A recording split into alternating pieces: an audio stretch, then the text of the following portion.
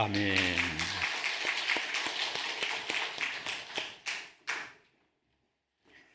하나님의 크신 은혜가 여러분과 함께 하기를 바랍니다.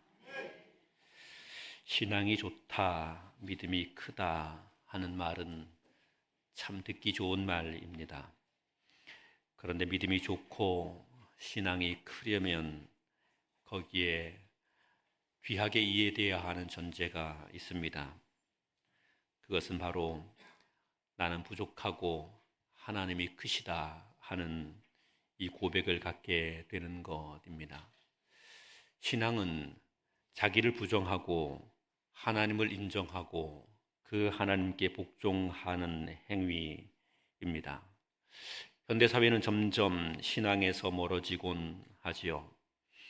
인간이 만들어낸 여러 가지 발달된 문명과 기술, 쌓아놓은 여러 가지 지적 자산들, 이런 것들을 인해서 인간은 모든 것을 할 수 있다 하는 수준에 이르게 됐습니다. 최근에 나타나게 된 AI는 그 단계를 점점 발전하고 말 그대로 진화의 진화를 거듭하고 있죠. 학자들에 의하면 이 AI가 AGI의 시대를 넘어 ASI의 시대로까지 발전한다고 합니다. 그때가 되면 AI는 인간의 초지성을 뛰어넘는 높은 수준에 이르게 된다고 하는 거죠. 말 그대로 신적 경지에 이르게 되는 것입니다. 그런데 이 모든 것이 인간이 창조해낸 기술인 것이죠. 그래서 사람들은 더 이상 하나님께 대한 신뢰를 갖게 되기보다 인간의 능력의 무한함, 그 가능성에 기대를 걸곤 합니다. 당장에 우리는 우리에게 찾아온 질병, 고난, 어려움의 문제를 해결하려 하게 될 때도 전에는 하나님께 엎드리는 것, 그것이 1순위였지만 이제는 병원을 찾거나 인간적인 다른 방법을 찾는 것이 더 먼저가 되어 있는 것이 현실입니다. 이렇게 되니 현대 사회의 많은 사람들은 종교보다는 과학에 더 큰 기대를 걸고 하나님보다는 인간에게 더 큰 마음을 둡니다. 신앙은 점점 약해져 가고 믿음은 점점 소멸되어 가는 것이지요. 인간에 대한 긍정이 강하면 강할수록 하나님에 대한 믿음은 약해져 갑니다. 그러나 인간이 자기를 부정하면 부정할수록 오히려 하나님을 향한 믿음은 더 커지게 되지요. 이 시대의 교회가 부흥하기 어렵다고 합니다. 실제로 그것을 우리는 많이 경험하고 있습니다. 많은 교회들이 문을 닫곤 합니다. 거대한 대형 교회들조차도 그 힘을 점점 잃어가고 있는 것이 오늘의 현실입니다. 교회 안에 믿음이 좋은 사람들보다는 교회 안에 세상으로 성공한 사람들이 더 많이 자리를 차지하곤 하지요. 하나님을 섬기는 참된 신앙인들보다는 종교적 위선자들이 교회에 점점 많아지곤 합니다. 교회는 신앙의 공동체이었는데 이제는 문화 공동체로 바뀌어 가곤 하지요. 하나님 이름을 부르기는 하지만 우리 안에 하나님의 실제는 어느덧 찾기 어려워져 버리고 말았습니다. 하나님으로 인한 구원, 그 구원, 그렇게 우리가 소망했던 구원은 이미 우리 안에 허구가 되어버리고 말았습니다. 하나님이 천지를 창조하신 능력의 하나님이라는 이야기는 단지 입술의 고백일 뿐 이미 우리의 내면에는 세상은 진화했고 세상은 다양한 형태로 그저 발전한 것이라고 말하게 되었습니다. 인간은 자기를 과신한 채 하나님을 외면합니다. 그러니 신앙은 무너지고 교회는 소멸되어 가는 것입니다. 그러나 우리는 이렇게 우리의 신앙을 변질시키고 왜곡하고 있음에도 하나님은 여전히 하나님이십니다. 하나님은 천지를 만드신 하나님이십니다. 이 하나님은 역사를 주관하시고 종국에는 심판하시는 하나님이십니다. 이 하나님만이 유일하게 구원자가 되시고 그 하나님이 약속한 구원은 허구가 아닌 실제로 드러나게 될 것입니다. 그래서 성경이 우리에게 선포하고 있는 것은 참된 지혜는 세상을 의지하는 것에 있지 않다고, 그래서 힘과 용기와 능력이 있는 청년들을 향하여 너는 청년의 때에 내 힘과 능력이 강하다고 말할 그때에 너의 창조주를 기억하라. 하나님은 그렇게 말씀하십니다. 사랑하는 여러분, 하나님을 믿으시기 바랍니다. 하나님의 계심을, 하나님의 능력을, 하나님이 우리의 구원자 되심을 믿으시기 바랍니다. 그리고 그분의 크심을 인정하고 그분 앞에 우리 모두가 겸비하게 될 수 있기를 우리 주님의 이름으로 축원합니다. 예수님께서 승천하신 이후 제자들은 예수님의 명령을 따라 마가의 다락방에 모였습니다. 모여서 저녁 기도하기를 힘썼습니다. 약속하신 성령을 기다렸습니다.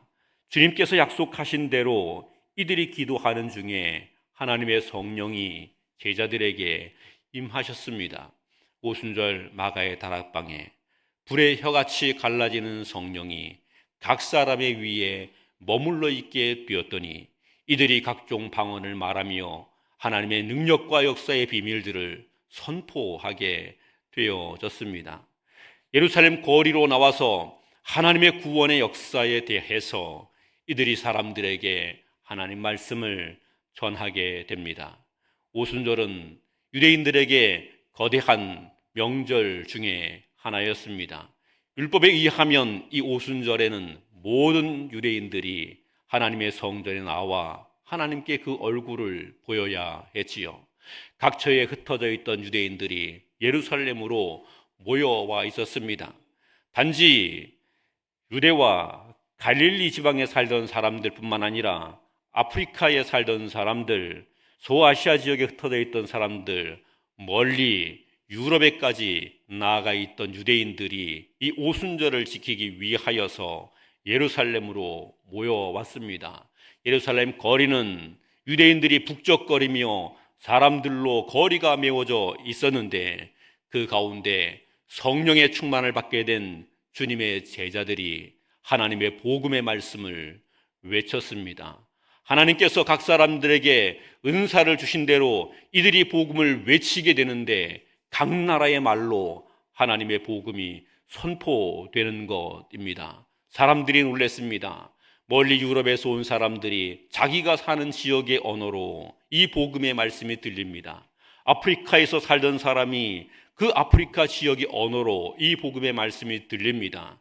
소아시아 각 지역에 살던 사람들이 자기들이 사는 지역의 언어들로 이 말씀이 들리기 시작합니다. 모두가 놀랬지요. 이 사람들이 평범한 사람들인데 어떻게 이렇게 탁월한 언어로 하나님의 복음을 전하는가 놀라게 됐지요. 몇 사람들은 그 일에 대하여서 조롱했습니다. 이놈들이 술 취했어. 그래서 횡설수설하는 거지 무슨 언어야. 이렇게 조롱하기도 했습니다. 이런 조롱과 감탄이 섞여 있는 그 자리에 사도 베드로가 나타나서 그래서 그들에게 이야기합니다. 이 역사가 일어나게 된 것은 결코 누군가 술에 취한 것이 아니다. 하나님께서 성령을 보내주심으로 이 놀라운 하나님의 역사가 여기에 임하게 된 것이다. 그런데 이런 일이 이루어진 배경은 무엇이냐? 하나님께서 구약의 선지자들을 통하여서 약속하셨던 그 언약을 따라 하나님의 아들 예수 그리스도를 이 땅에 보내주셨고 그분이 하나님의 말씀과 복음을 선포하셨고 그분이 우리를 위해 십자가를 지고 죽으시는 희생을 감당하셔서 우리의 구원자가 되셨기 때문이다. 이런 놀라운 복음의 비밀을 선포합니다. 사도 베드로는 이 이야기를 말하면서 이런 언급을 하죠. 하나님께서 너희의 구원을 위해서 하나님의 아들을 보내주셨는데, 그런데 너희는 무슨 일을 했는 줄 아느냐? 너희가 그 예수를 십자가에 못 박아 죽였느니라. 이렇게 이야기를 합니다. 베드로의 설교를 듣고 있던 이 유대인들이, 베드로의 설교를 듣고 있던 그 오순절에 모여왔던 사람들이 이 이야기를 들으면서 예수님이 십자가의 그 형장에서 생명을 잃게 되시는 장면을 다시 회상해 보게 되었죠. 불과 얼마 전에 십자가를 지고 죽으신 예수님의 이야기를 회상해 보게 되지요. 예수님께서 십자가를 지기 위해서 골고다를 걸으시고, 그리고 그 십자가를 지기 위하여 십자가가 세워져 있는 그 곳에 서게 되시는 그때까지 자기들이 무엇을 했는가를 생각했지요. 예수님이 지나가는 곳에 조롱했습니다. 침을 뱉었습니다.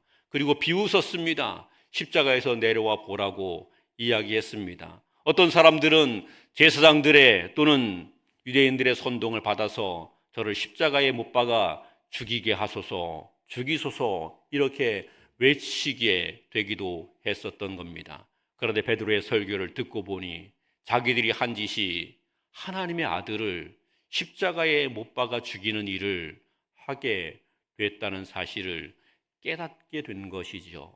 그래서 그들이 이렇게 이야기합니다. 우리 본문 36절에서 37절까지 같이 한번 읽겠습니다. 36절 37절입니다. 시작. 그런즉 이스라엘 온 집은 확실히 알지니 너희가 십자가에 못 박은 이 예수를 하나님이 주와 그리스도가 되게 하셨느니라 하니라. 그들이 이 말을 듣고 마음에 찔려 베드로와 다른 사도들에게 물어 이르되 형제들아 우리가 어찌할꼬 하거늘. 아멘.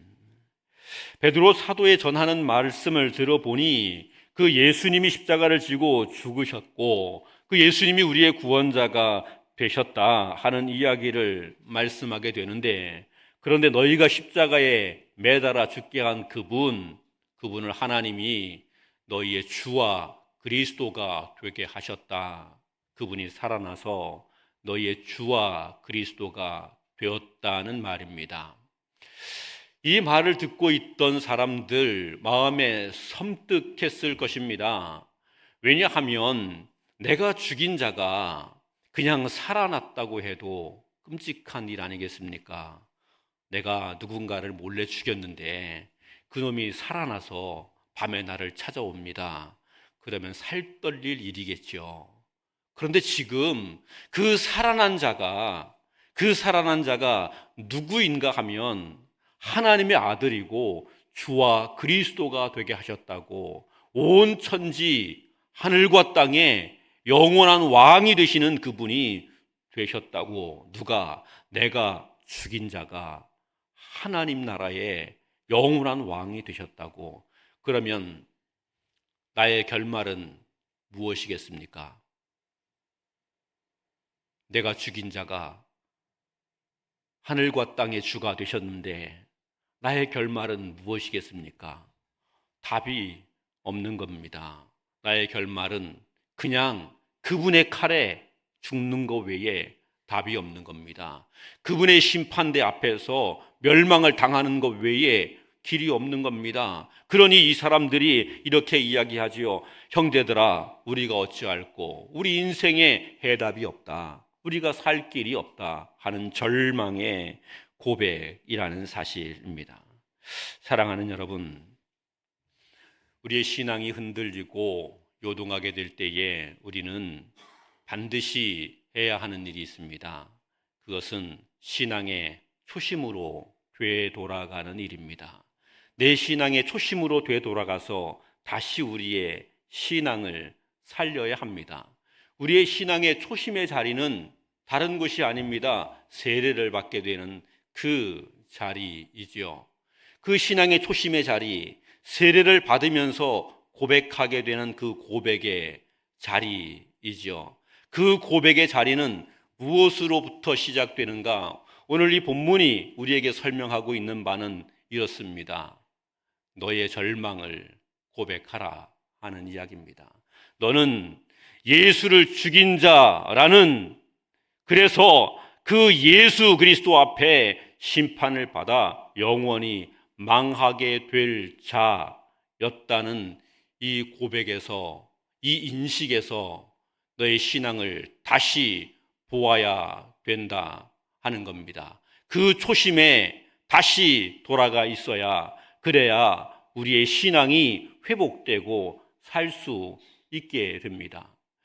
본문에서 소개하고 있는 이 말씀을 보면 베드로와 사도들에게 형제들아 우리가 어찌할꼬 이렇게 말합니다. 이 이야기는 무슨 방법이 있느냐라고 질문한 것이 아닙니다. 우리에게는 이제 답이 없구나 하는 이야기이지요. 우리는 절대 절망의 존재라는 그런 이야기입니다. 내가 절대 절망의 존재이고 나는 씻을 수 없는 죄인이라는 고백인 것입니다.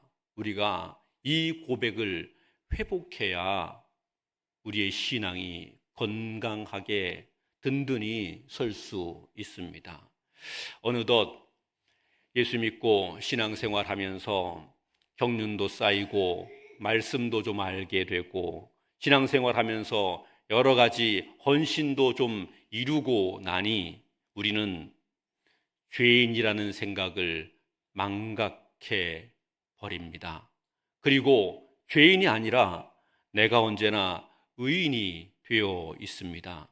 내가 언제나 표준이 되어 있습니다. 나는 정의로운 자라고 말합니다. 나는 의로운 자라고 이야기합니다. 그래서 내가 죄인이었음을 망각해 버리고 맙니다. 여러분 신앙생활하면서 혹시 이런 생각 든 적이 있습니까? 야, 억울하다, 분하다, 이런 생각 드신 적이 꼭 있습니까? 하나님의 교회를 섬기며 성도들을 섬기며 예수를 믿으며 살아가는데, 그런데 내가 좀 억울하다 하는 이런 생각이 혹시 든 적이 없지 않느냐는 물음입니다. 살다 보면 우리의 인생 가운데 고난이 다가옵니다. 어려움이 다가옵니다. 그러면 하나님께 이렇게 말합니다. 하나님, 내가 하나님을 이렇게 섬겼고 이렇게 예배했고 이렇게 헌신했고 이렇게 사람들에게 선행을 베풀었는데 어떻게 나에게 이런 어려움이 다가옵니까? 나는 억울합니다. 내가 이렇게 고난당하는 것은 억울합니다. 혹시 우리는 이런 말을 하고 있지는 않습니까? 저는 그런 말을 정말 많이 해 본 것 같습니다. 하나님, 내가 하나님 섬기겠다고 세상의 여러 일들 포기하고 목사가 됐는데 기껏 하나님이 나에게 주신다는 것이 이런 겁니까? 하면서 하나님께 울부짖은 적이 있습니다. 억울하더라고요. 하나님을 섬기는데 왜 잘 되지 않는지 너무나 억울하더라고요. 그래서 하나님께 억울하다고 어떻게 하나님이 나에게 이렇게 하실 수가 있느냐고 이렇게 부르짖어 본 적이 있습니다. 왜 억울합니까? 그런데 왜 억울합니까? 내가 의인이기 때문에 그렇지요. 내가 나를 의인이라고 생각하기 때문에 그렇죠. 나는 옳다고 생각하기 때문에 그렇지요. 나는 옳은데 하나님이 나에게 주신 것은 옳지 않다고 여기니 내가 억울하지요. 그래서 하나님께 부르짖으며 억울하다고 하소연하는 것이지요. 신앙은요, 내가 정당하다고 여기는 데서 세워지지 않습니다. 우리의 신앙이 크게 되는 것은 내가 옳다고 여기는 데서 잘하지 않습니다. 억울한 마음 갖고 신앙생활하면 우리 신앙은 점점 병들어 가게 될 뿐입니다. 우리의 신앙은 내가 예수님을 십자가에 못 박아 죽인 죄인입니다. 이 고백에 기초해야 합니다. 잊지 말아야 합니다. 잊지 말아야 합니다. 예수님께서 우리를 수천 번, 수만 번 우리를 용서하셔서 우리를 하나님의 백성 되게 하시고 하나님의 자녀 되게 하셔도 우리는 잊지 말아야 하는 게 있습니다. 내가 예수님을 십자가에 못 박은 죄인입니다 하는 사실을 잊지 말아야 합니다. 그리고 언제나 우리의 신앙의 자리를 거기로 다시 되돌릴 수 있어야 합니다. 사랑하는 성도 여러분, 우리의 삶이, 우리가 살아온 모든 인생이 우리의 죄 때문에 예수님을 십자가에 못 박아 죽게 하지 않았습니까? 우리의 신앙을 다시 거기에서 출발합시다. 억울한 것 있을 수 있고 우리의 정당함도 있을 수 있고 우리의 주장 가운데 합당한 일들도 있을 수 있습니다. 그러나 우리의 절망의 자리가 어디였는지를 알고 다시 거기에 우리를 세워둘 수 있어야 합니다. 그래야 진짜 신앙이 큽니다. 그래야 진짜 하나님의 크심을 아는 복을 우리가 누릴 수 있게 됩니다. 형제들아, 우리가 어찌할꼬 이렇게 외치게 되는 그 절망의 선언을 말하고 있는 사람들에게 베드로 사도는 하나님의 말씀을 선포합니다. 38절 우리 같이 한번 읽겠습니다. 38절입니다. 시작. 베드로가 이르되 너희가 회개하여 각각 예수 그리스도의 이름으로 세례를 받고 죄 사함을 받으라. 그리하면 성령을 선물로 받으리니. 아멘. 오늘 이 본문에서 세례 받음에 대하여 말씀하죠. 신앙의 첫 자리는 세례 받음의 자리인 겁니다. 그런데 이 세례 받음의 자리를 말하게 될 때에 너 절망적 존재라는 이 고백을 잊지 말아라. 그 절망적 존재라는, 예수를 십자가에 못 박아 죽인 그 절망적 존재라는 자리로 돌아가라. 그리고 내가 거기에서 해야 하는 일이 있다. 회개하라 하는 이야기이죠. 너희가 회개하라. 예수를 십자가에 못 박아 죽게 한 죄를 하나님 앞에 회개하라. 너의 삶을 통하여 하나님을 인정하지 않고 거절했던 것도 회개하라. 예수 그리스도께서 우리를 구원하기 위하여 이 구속의 역사를 이루어 가는데 수수방관하고 외면하고 있었던 것 회개하라. 하나님 말씀과 명령이 우리에게 허락하신 그 모든 사명에 대하여 게으르고 나태하고 내일이 아닌 것처럼 핑계대고 도망갔던 그 모든 것 회개하라. 너의 죄됨을 회개하라. 이렇게 이야기합니다. 회개, 여기에 사는 길이 있습니다. 생명과 구원의 길이 여기에 있습니다. 우리의 신앙이 자라게 되는 것이 여기에 있습니다. 우리가 하나님 앞에 회개해야 합니다. 회개라는 이 말은 삶의 방향을 완전히 돌이켜 놓는 일입니다. 전에 내가 살던 것에서 이 삶의 방향을 바꾸어 이제 새로운 방향으로 돌이키는 것입니다. 그런데 그것을 본문은 이렇게 다시 설명했습니다. 각각 예수 그리스도의 이름으로 세례를 받고 라는 말로 다시 설명합니다. 예수 그리스도의 이름으로 세례를 받는다. 이 세례를 받는다는 말은 물을 뿌려서 죄를 씻는다는 그런 의미이죠. 물을 뿌려서 씻어낸다는 말입니다. 세례식을 행하게 될 때에 여러 가지 방식이 있습니다. 우리 교회는 약식 세례를 행하죠. 물을 찍어서 그 머리에 살짝 뿌리는 형태로 세례를 행하죠. 또 어떤 교회에서는 물그릇을 들고 머리에 조금씩 붓는 형태로 세례를 행하기도 합니다. 그것도 괜찮은 것 같아요. 이게 약간 머리를 뒤로 제끼고 이 세례 수세용 그 잔이 있는데 그 잔으로 물을 성부와 하면서 한번 쭉 뿌리고 성자와 한번 하고 쭉 뿌리고 성령의 이름으로 이러면서 3번 뿌리고 그리고 세례를 행하게 되기도 해요. 물론 그날 헤어스타일을 잘 하고 오신 분들은 다시 미장원을 가야 하는 불편함이 있을지 모르지만 그렇게 하기도 합니다. 또 물을 떠서 3번 이렇게 물을 찍어서 흘려 보내기도 하죠. 그리고 침례교는 살벌합니다. 교회 앞에 이 세례받는 세례실이 있습니다. 침례 침례탕이 있죠. 그 침례탕에 세례 받을 때, 침례 받을 때 가운을 입고 들어갑니다. 들어가면 그러면 이제 그 목사님이 머리를 잡아가지고 뒤로 이렇게 쭉 물에 담궜다가 성부와 성자와 성령의 이름으로 담궜다가 꺼내죠.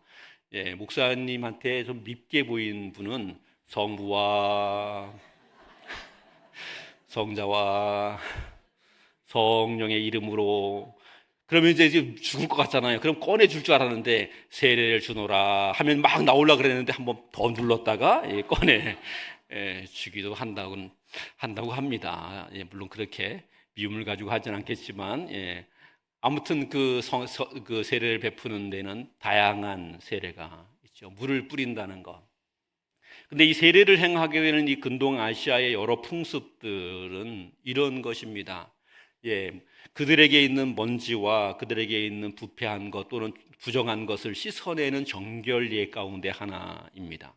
그런데 이 정결례만 포함된 것이 아니고요, 어떤 특별하고 거룩한 집단에 새로운 거기에 멤버가 되려고 할 때 이런 의식을 거쳐서, 그래서 너는 다른 것과는 구별된 존재로 우리의 멤버에 속한다는 의미로 이 세례를 행하게 되기도 합니다. 그래서 신약의 세례는 두 가지 의미를 함께 포함합니다. 하나는 이런 것입니다. 죄를 씻는 행위이지요. 또 하나는 죄를 씻어 하나님의 백성이 되는 일입니다. 그래서 세례가 끝나게 되면 교회는 항상 선포하죠. 뭐라고 선포합니까? 이 사람은 대한예수교 장로의 세례 귀인된 것을 성부와 성자와 성령의 이름으로 공포하노라. 교인이 되었다는 이야기를 선포하게 되지요. 이렇게 새로운 공동체의 멤버가 됐다는 말입니다. 본문은 그 이야기를 우리에게 말해주고 있습니다. 각각 예수 그리스도의 이름으로 세례를 받아라는 이 이야기는 이런 말입니다. 전에 내가 세상을 따라 살았지. 그런데 이제는 예수를 따라 사는 자가 되는 거야. 회개는 전에 내가 세상을 따라 살았지, 죄를 따라 살았지, 이제 너는 예수를 따라 예수로 사는 자가 되는 거야. 이렇게 이야기하는 거죠. 우리가 예수를 죽인 자로 절망의 존재가 되어 있을 때 주님은 이렇게 말씀합니다. 너 절망에 있지 마라. 회개함으로 이제 예수로 사는 자가 되라. 예수를 따라 사는 자가 되라. 그러면 너에게 희망이 열리게 될 것이다. 이렇게 말하는 겁니다. 사랑하는 성도 여러분, 예수를 따라 살아가시게 되기를 바랍니다. 이게 진짜 회개입니다. 여러분의 삶이 예수로 사는 분이시기를 바랍니다. 전에는 세상을 따라서, 우리의 욕망을 따라서, 우리의 죄를 따라서 살았다면 이제 이것을 완전히 바꾸어서 예수를 따라 살며 예수로 살아가는 우리의 인생이 될 수 있기를 우리 주님의 이름으로 축원합니다. 우리는 예수를 따라 살아가야 되는 것입니다. 세상 따라 살아가서는 안 됩니다. 그러면 지금 우리의 신앙의 현주소를 다시 한번 살펴보아야 합니다. 나는 예수를 따라 살아가고 있는가? 나는 무엇을 따라 살아가고 있는가? 내 인생의 방향은 예수님이 걸어가시는 그 뒷길을, 그 걸음걸음을 따라가고 있는가? 아니면 내 인생은 돈과 권력과 명예와 세상의 성공, 이런 것을 따라가고 있는가?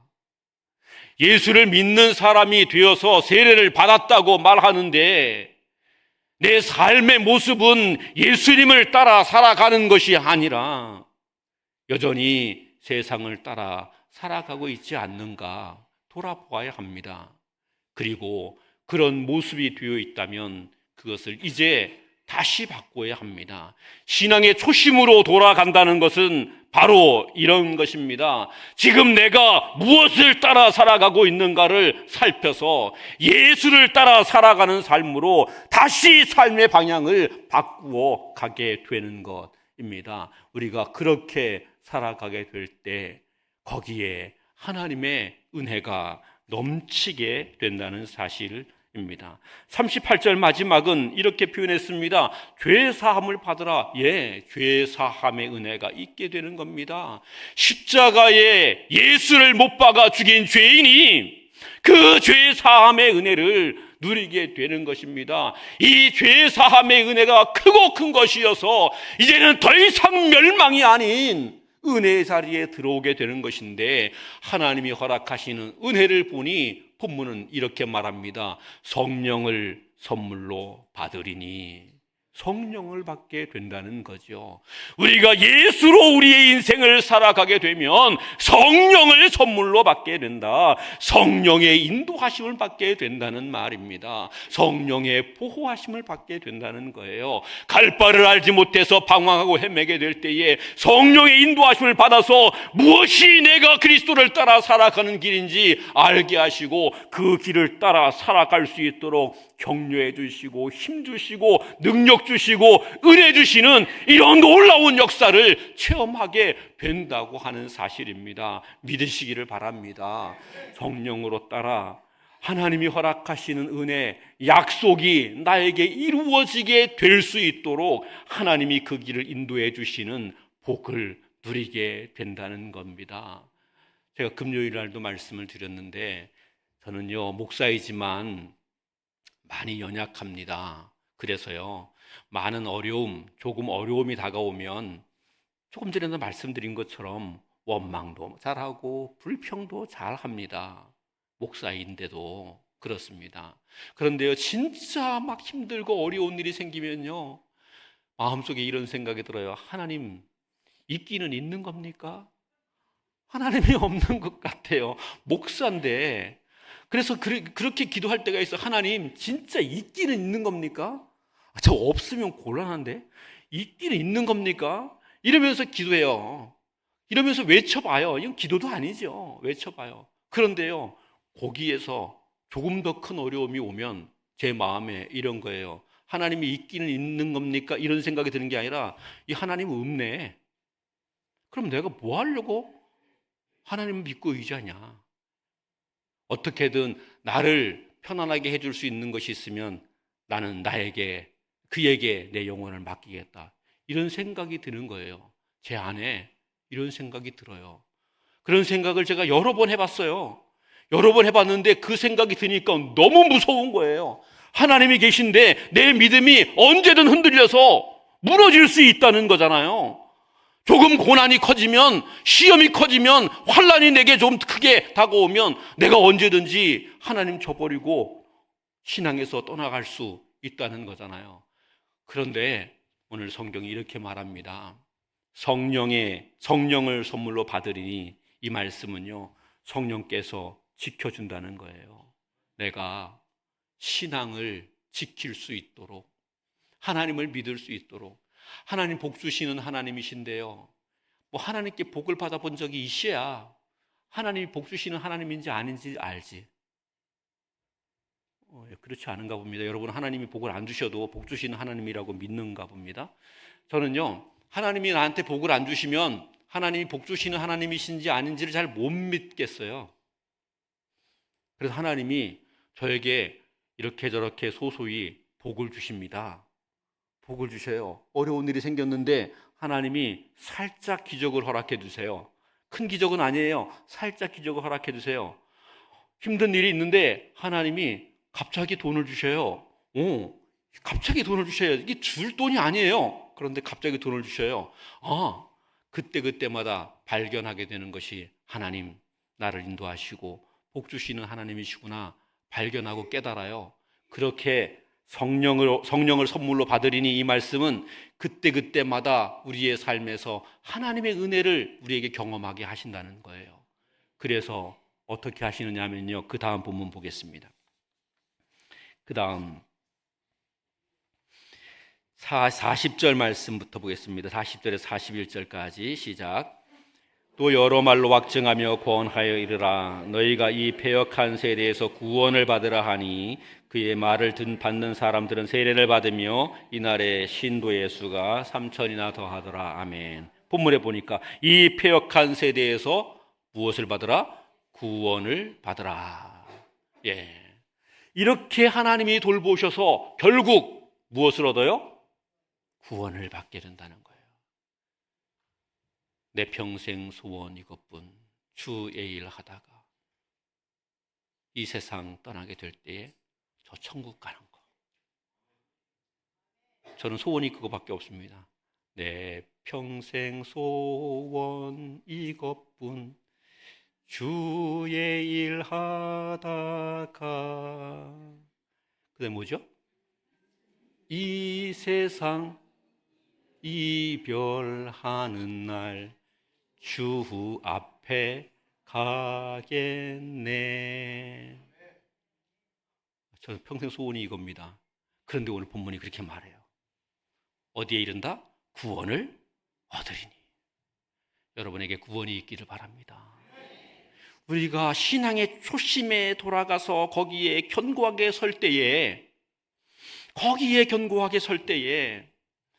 우리가 죄인됨을 깨닫고, 우리의 죄인됨을 깨닫고 우리의 절망을 다시 그 절망의 자리를 확인하고 예수 그리스도로 다시 살겠노라고 우리의 삶을 돌이키는 일을 하게 될 때에 하나님께서 우리에게 죄 사함의 은혜를 주시고 우리의 삶을 하나씩 하나씩 인도하셔서 우리로 하여금 결국은 구원에 가게 하는 이런 복을 주십니다.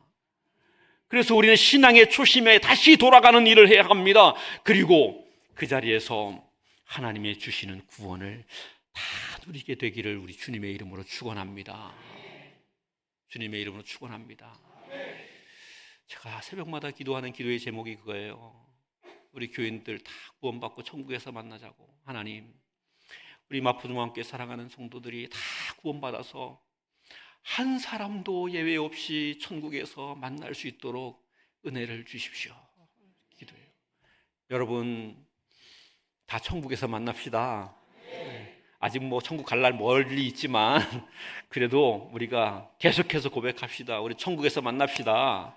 천국에서 만나는 사람이 돼야 돼요. 구원받는 사람 돼야 됩니다. 교회의 진짜 부흥, 우리 인생의 성공, 여러분 무엇입니까? 교회의 진짜 부흥은요, 다른 것이 아닙니다. 구원의 역사가 일어나게 될 때 교회가 부흥하는 겁니다. 우리 교회에 수천 명이 모여온다 하여서 교회가 부흥된 게 아닙니다. 우리 교회가 진짜 부흥하는 건요, 여기에 구원받는 사람이 생기는 겁니다. 신앙의 초심을 굳게 붙들고 그것을 인하여 구원받는 사람이 여기에 있는 것, 이런저런 풍파가 왔다 하여 흔들리지 않고 다시 신앙의 초심을 붙들고 구원받는 사람이 되는 것, 그런 사람들이 교회 안에 서게 될 때에 교회가 부흥하게 되는 것이지요. 오늘 본문을 보면 이 사도 베드로가 이렇게 말합니다. 여러 말로 확증하여 권하여 이르되 구원을 받으라, 이렇게 말하죠. 저는 우리 교회가 이 구원의 역사를 위하여서 여러 말로 확증하여 권할 줄 아는 교회가 되기를 바랍니다. 여러분이 여러분의 사랑하는 가족들의 자녀들의 구원을 위하여 베드로 사도처럼 여러 말로 확증하여 권면할 수 있게 되기를 바랍니다. 여러분이 이렇게 권면하여 사랑하는 여러분의 자녀들이, 여러분의 가족들이 신앙의 초심을 회복하고 하나님의 구원의 은혜를 받게 될 때에 그때 우리에게 성공이 있는 것이고 그때 우리에게 부흥이 있게 되는 겁니다.